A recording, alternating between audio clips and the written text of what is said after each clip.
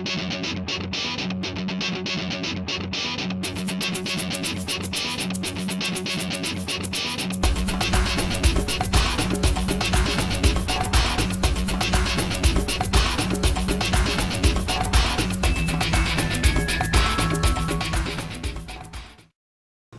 I'm Wes Junannamono with Microsoft. I'm a developer evangelist here in Northern California, and I'm here with Ash Morgan, and we're here to talk today about Windows Phone 7. Ash, can you tell us a little bit about yourself? Sure. So my day job is a developer on Microsoft PowerPoint. Been on PowerPoint for the last 12 and a half years, so a long time. Before that I was an intern and worked on Windows 95, IE3, IE4, so I've been with the company a long time. Could you tell us a little bit about what applications you have on Marketplace today? So yeah, I have 5. I have a dice rolling app, so it's sort of a glorified random number generator, but it's there to help you manage dice rolls that you might need for a tabletop gaming experience, because, well, that's something I do in my free time, so I needed an app to do that on my phone, so I wrote one.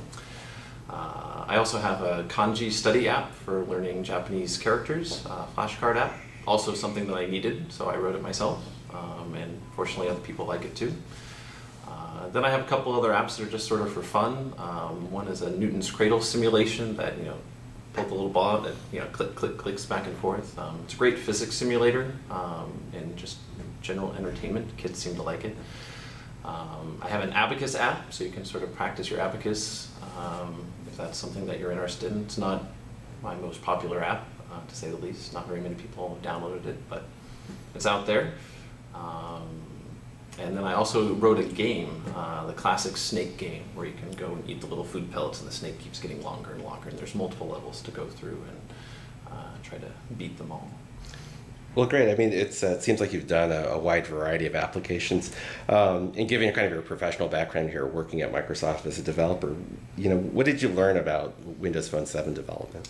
Some of the first things that weren't immediately apparent early on is I didn't have a phone, of course, so I was working with the emulator. Phones weren't released in the US when, of course, I started a lot of this development. So the emulator is not the same as a real device. That's really important. It can get you a head start, certainly, but before you release to the marketplace, you should test it on a real device, because I got a lot of negative feedback on some of my apps, like, oh, this doesn't work, this doesn't work. It's like, what do you mean? It works fine. I'm playing with the emulator, and it was a difference between having a real device and having the emulator. So definitely test on a real device before you actually release to the marketplace. Really important.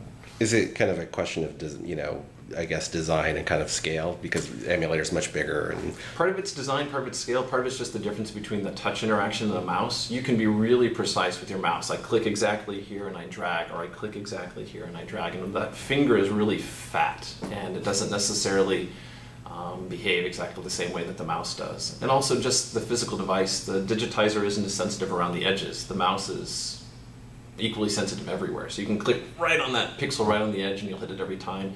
Touch, it's a little finicky. You have to increase your touch targets and other things. And a lot of these things are talked about in the design guidelines for Windows Phone 7. Of course, like most developers, I didn't bother to read them at first, but then I went back and looked through it. It's like, oh, okay. And improve the app and re-release. Well, that's great to hear. What would you tell someone that was just getting started on Windows Phone 7 development? Read through all the samples. There's lots and lots of great samples up on the Developer Marketplace website. So download sample apps, load them up, boot them up in the emulator, put them on your phone, look at them, steal ideas from them. A lot of the ones that are at least released by Microsoft, you can steal code from. They have very permissive licenses, so it's a great way to learn and just sort of like see things. If developers are like me, reading just documentation is one thing, but it's a lot better to have working code that you can sit there and break and then fix and see how it works and change it to sort of suit your needs and mold it into your own image, I guess. Well, it's great that you've created so many apps. Are you looking at some new apps? Would you care to collaborate or elaborate about some of those? Yeah, so I spent a lot of time getting the 5 apps out, and I'm sort of kind of waiting and seeing to see how they do, trying to gauge where the marketplace is going, waiting for more phones to come in. I have some ideas for a couple other games that I want to try and a couple other utility apps, but I haven't had time to really work on them lately. So, but yeah, some other things coming through. I think there's a lot of there's still a lot of potential. The marketplace is still pretty young, so it's a good time to be writing apps because there's not the 10s and 20s and 30s and hundreds of thousands of apps that I find. So it's a little bit easier to get noticed. So it's good to start earlier. So I want to get more stuff in there. Well, great. Well, thank you for the interview, and we'll see you next time. Great, thanks.